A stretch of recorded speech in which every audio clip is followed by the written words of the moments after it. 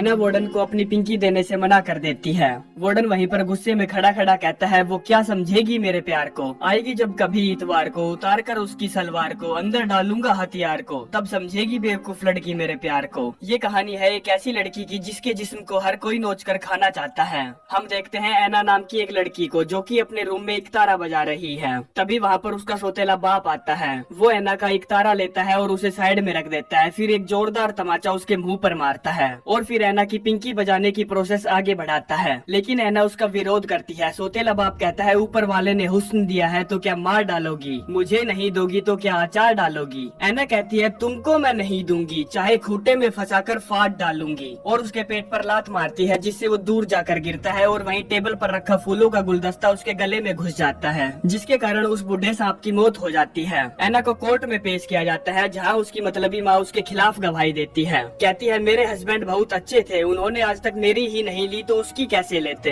क्योंकि उनका हथियार ढीला पड़ चुका था। एना कहती है झूठ मत बोलो, उसका हथियार गधे के जैसा मोटा और तगड़ा था। और वो जज से कहती है कि वो अक्सर अपना गधे का हथियार मेरे पिछवाड़े में घुसेड़ा करते थे। इस बार भी वो अपने गधे का मेरी छोटी सी गुफा में घुसाने की कोशिश कर रहे थे, लेकिन मेरा जरा भी मन नहीं था, इसीलिए मैंने उनके पेट पर सेल्फ डिफेंस में लात मारी, जिसके कारण से उनकी मृत्यु हो गई। इसमें मेरा कोई दोष नहीं था। लेकिन कोर्ट की जज पूरी बावड़ी गांठ थी। वो एना की मोम की गवाही सुनकर तुरंत फैसला सुना देती है। बहनचोद इतनी जल्दी तो रानू मंडल भी चर्चा में नहीं आई थी जितनी जल्दी उस जज ने फैसला सुना दिया था। वो कहती है तुमको 8 साल कैद ब मुशक्कत की सजा सुनाई जाती है। एना को जेल भेजा जाता है और सभी लड़कियों को वार्डन के सामने पेश किया जाता है। वार्डन कहता है इश्क का बुखार है, मुझे हथियार सेकने दो, खोलो अपना दरवाजा, मुझे गुफा देखने दो। लेकिन वो अभी इनकी गुफा में अपना हथियार नहीं सेकता। कहता है तुम सब वही करोगी जो भी मैं कहूँगा या मेरा स्टाफ कहेगा। एना को उसके सेल में भेजा जाता है जहाँ पर एक लड़की ऑलरेडी अपनी सजा काट रही थी जिसका नाम जीनी है। रात हो गई थी तो एना सो जाती है। सुबह हम देखते हैं कि जीनी जो कि उसके ऊपर वाले बेड पर थी वो उसे देखकर अपने कुएं में उंगली घुसेड़ कर रगड़े मार रही है, यानी कि मास्टरबेट कर रही है। आगे लंच के बाद सभी कैदी बाहर ग्राउंड में घूम रहे थे, तभी एना के पास गुंडी ग्रुप की लड़कियों की एक लड़की आती है जो कि उनकी लीडर है, जिसका नाम कोडी है, क्योंकि उसे कोडी होकर देने में बहुत मजे आते हैं।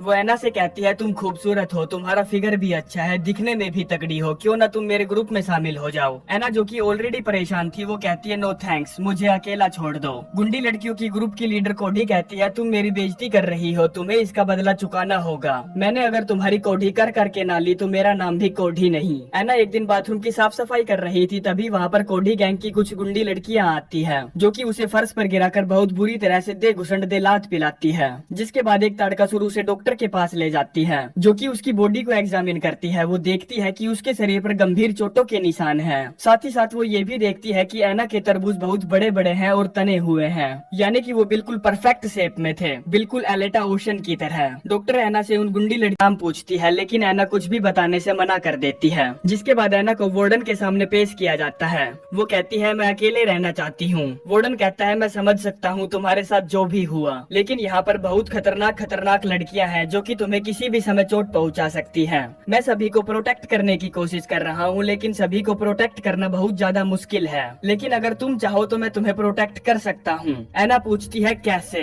वार्डन कहता है बकरे की जान तलवार के नीचे, लड़की की जान सलवार के नीचे, बस तुम्हें अपनी सलवार नीचे करके मुझे खुश करना होगा। एना अपनी सलवार नीचे करने से मना कर देती है, जिसके बाद उसे वापस सेल में भेज दिया जाता है। वार्डन वहीं पर गुस्से में खड़ा कहता है वो क्या समझेगी मेरे प्यार को, आएगी जब कभी इतवार को, उतार कर उसकी सलवार को, अंदर डालूंगा हथियार को, तब समझेगी बेवकूफ लड़की मेरे प्यार को। एना अपने सेल में गुमसुम बैठी है। जिनी उसके पास आती है और कुछ प्यारी प्यारी बातें करती है और बातें करते करते उसके होठों को चूसने लगती है। जिसके बाद वो दोनों इंटीमेट होती हैं। इंटीमेट तो क्या, एक दूसरे से अपना सौदा रगड़ती हैं। आगे रिसेस हो जाती है जहाँ काली लड़कियाँ आकर उसे परेशान करती हैं। एना जिनी से कहती है मुझे कोडी के ग्रुप में शामिल होना ही होगा, क्योंकि मुझे प्रोटेक्शन चाहिए और सिर्फ वही है जो मुझे प्रोटेक्शन दे सकती है। जिनी उसको ऐसा करने से मना करती है, लेकिन वो उसकी नहीं सुनती। वो जाकर कोडी की ग्रुप की एक लड़की को बढ़िया से कूटने लगती है।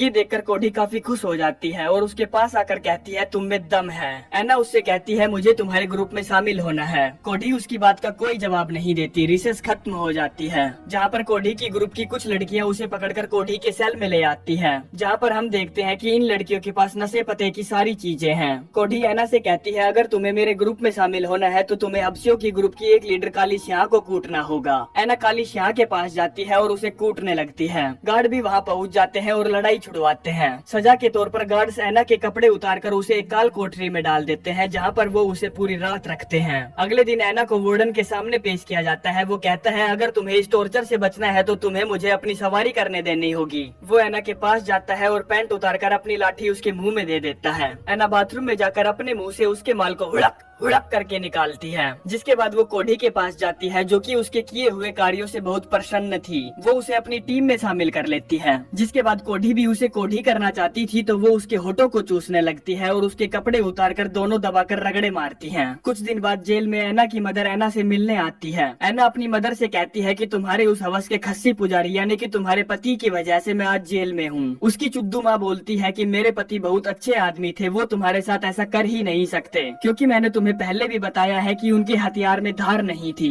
एना कहती है तुम झूठी हो, उसके पास गधे का हथियार था, उसने मेरी छोटी सी चुलबुली को चमगादड़ बना दिया। ये बात सुनकर एना की मोम को गुस्सा आ जाता है और वो उसे अनाप शनाप बक के वहाँ से चली जाती है। रिसेस में एना कोढ़ी से मिलती है और उसके साथ घटित हुई सारी बातें उसको बताती है। कोढ़ी उससे कहती है तुम अपनी जगह बिल्कुल सही थी, तुमने जो भी किया अपने बचाव के लिए किया, उसमें तुम्हारा कोई दोष नहीं था। तभी यहाँ पर आपसी लड़कियों का ग्रुप इन पर हमला कर देता है। यहाँ पर गार्ड्स भी आ जाते हैं और वो इन दोनों ग्रुप्स को अलग अलग करते हैं। सारी कहानी निपटने के बाद एना को वार्डन के सामने पेश किया जाता है, क्योंकि वार्डन को पिछली बार एना के साथ करने में बहुत मजे आए थे। वो कहता है अगर तुम्हें सजा से बचना है तो तुम्हें पिछली बार की तरह ही मेरी लाठी अपने मुंह में लेनी पड़ेगी, और कहता है चिंता मत करो, इस बार मैं तुम्हारे दर्द के निवारण के लिए कुछ लाया हूँ ताकि तुम्हारे गले में दर्द ना हो। वार्डन उसे ड्रग्स देता है और पिछली बार की तरह ही अपनी लाठी उसके गले तक फंसा देता है। इस कार्यक्रम के बाद एना कोढ़ी के पास जाती है और उससे ड्रग्स मांगती है। कोढ़ी उससे कहती है अगर तुम्हें ये चाहिए तो तुम्हें ये मुफ्त नहीं मिलेगा। वो उसके साथ इंटीमेट होने की कोशिश करती है, लेकिन एना उसे मना कर देती है। वो रिसर्च में नशेड़ी गैंग से मिलती है और उन्हें पैसे देकर नशे की चीजें खरीदती है, और ऐसे ही धीरे धीरे करके एना को नशे की आदत हो जाती है। अब एक दिन वो नशे का इंजेक्शन लगवाकर अपने सेल में वापस आ रही थी, तब जिनी उससे कहती है नशा छोड़ दो, वो तुम्हारे शरीर के लिए हानिकारक है, वो तुम्हारी जिंदगी बर्बाद कर देगा। लेकिन एना उसकी एक न सुनती और सीधी जाकर हबशियों की ग्रुप की लीडर काली शाह से लड़ने लगती है। तभी गार्ड्स भी यहाँ आ जाते हैं और उसको नंगा करके फिर से काल कोठरी में डाल देते हैं। कुछ समय बाद वार्डन आता है। वो कहता है तुम्हें यहाँ कैसा लग रहा है? एना कहती है बहुत बेकार। वार्डन कहता है अगर मैं तुम्हें अपने बिस्तर पर सोने दूं तो तुम्हें कैसा लगेगा? एना कहती है मुझे बहुत अच्छा लगेगा। आगे हम सभी को तो पता ही है कि क्या होना था। इसके कुछ समय बाद एना अपने सेल में जाती है। जिनी उसको सांत्वना देने के लिए उसके पास जाकर लेटती है। आगे एना को नशे की लत लग चुकी थी, जिसकी वजह से वो उन नशेड़ियों की गैंग में जाकर बैठ जाती है। लेकिन इससे पहले कि वो नशेड़ी उसे इंजेक्शन लगाते, कोढ़ी वहाँ आ जाती है और वो उसे उठाकर दूर ले जाती है। कहती है तुम अपने आप को बर्बाद कर रही हो, ऐसा मत करो वरना तुम्हारा जीना मुश्किल हो जाएगा। एना तभी एक नुकीला पत्थर उठा लेती है और उसे अपनी गर्दन पर लगा लेती है। कहती है मुझे नशीले पदार्थ चाहिए, नहीं तो मैं अपने आप को मार डालूंगी। किसी तरह से ये मामला शांत होता है, जिसके बाद एना को नंगा करके फिर से उसी काल कोठरी में डाल दिया जाता है। वो कई दिनों तक काल कोठरी में रहती है, जिसकी वजह से उसके दिमाग के लोड़े लग जाते हैं। एक दिन जब उसको खाना सर्व किया जाता है तो वो प्लेट तोड़कर अपनी नस काट लेती है और वहीं बेहोश हो जाती है। कुछ समय बाद गार्ड्स देखते हैं कि वो वहाँ पर बेहोश और जख्मी हालत में पड़ी है। उसको जेल के हॉस्पिटल में एडमिट करवाया जाता है, जहाँ पर उसको बांध कर रखा जाता है। डॉक्टर उससे पूछती है तुमने अपनी जान लेने की कोशिश क्यों की? वो बताती है कि मैं उस जगह से निकलना चाहती थी और मुझे नशे की जरूरत है। डॉक्टर उसका ट्रीटमेंट करती है, जहाँ पर वो देखती है कि नशा करने वाले कैदियों का क्या हाल है, क्योंकि उन सभी का हाल बहुत बेहाल था। एना फैसला करती है कि अब वो कभी भी सस्ते नशे नहीं करेगी। कुछ दिनों बाद उसे वापस कैदियों के बीच छोड़ दिया जाता है। उसकी माँ एक बार फिर से उससे मिलने आती है। वो कहती है तुम्हारा सौतेला बाप सच में बेकार इंसान था, क्योंकि उसने जुए में और दारू में अपना घर भी गिरवी रखा हुआ था, जिसको वो कुछ ही दिनों में एक्वायर कर लेंगे। तुम बिल्कुल सच बोल रही थी और मैं अब तुमको यहाँ से किसी भी हालत में बाहर निकालूंगी। एना अपने सेल में आने के बाद उस टैटू को मिटाती है, जो कि कोढ़ी गैंग का सिंबल था, क्योंकि उसकी दोस्ती अब कोढ़ी से टूट चुकी थी। और ये सारे कार्य खत्म करने के बाद वो जीनी के साथ अपने कुएं को रगड़े मारती है। उसी दिन से कोढ़ी उसको परेशान करने लग जाती है, क्योंकि उसने उसकी गैंग छोड़ दी थी। तभी वहाँ पर हबशियों की गैंग के लीडर काली शाह आती है और वो उसका मुंह उसकी खाने के प्लेट में देकर मारती है। कोढ़ी जो कि उससे खुंदक खाई पड़ी थी, वो एक नुकीले कटर से उसका चेहरा काट देती है और कहती है तुमको ये निशान अब जीवन भर याद रहेगा। अगले दिन वार्डन कैदियों के हॉस्पिटल में आता है और उससे पूछता है कि ये किसने किया। एना बता देती है कि ये कोढ़ी ने किया। वार्डन कहता है उसको इसकी सजा जरूर मिलेगी। एना डॉक्टर को चुपचाप बताती है कि वार्डन मेरे मुंह में अपना हथियार डालकर मेरे दांत गिनता है। वार्डन ये सारी बातें अपने कैमरे के जरिए अपने ऑफिस से सुन रहा था, जिसके बाद वो अपने आप को बचाने के लिए उस डॉक्टर को मरवा देता है। इस हादसे के कुछ दिन बाद जेल में एक कार्यक्रम होता है। इस कार्यक्रम में हर कोई अपना टैलेंट दिखाता है और इस टैलेंट शो में ऐना एकतारा बहुत अच्छा बजाती है, जिसकी वजह से वो ये कार्यक्रम जीत जाती है। सभी के जाने के बाद उस कार्यक्रम की जगह पर वार्डन ऐना के पास जाता है और कहता है, देखने में अप्सरा, अंग अंग रस भरा, नैन भर जो देख लो, हथियार जाए थरथरा। ऐना उसके हथियार की थरथराहट देखकर घबरा गई थी, तो वो कोडी के पास मदद मांगने के लिए जाती है। कोडी कहती है, अब जब वो तुम्हारे मुंह में अपना हथियार थरथराए तब तुम उसकी वीडियो बना लेना। वो उसको एक फोन देती है और जब वार्डन अपने हथियार को उसके मुंह में थरथराता है तो वो उसकी वीडियो बना लेती है, जिस वीडियो को वो जेल के ऊंचे ओहदे के सरकारी अफसरों को दिखाती है। वो वीडियो देखने के बाद वार्डन को गिरफ्तार कर लिया जाता है और ऐना की बेल को मंजूरी दे दी जाती है। जेल से बाहर आने के कुछ दिन बाद हम देखते हैं कि एक टैलेंट शो में ऐना बहुत अच्छा एकतारा बजाती है। सारी ऑडियंस दबाकर उसके लिए तालियां बजाती है और इसी के साथ ये लेने देने की कहानी यहीं समाप्त हो जाती है। दोस्तों, अगर आपको वीडियो अच्छी लगी तो कमेंट करके जरूर बताएं। तो चलते हैं, मिलते हैं नेक्स्ट वीडियो में। धन्यवाद।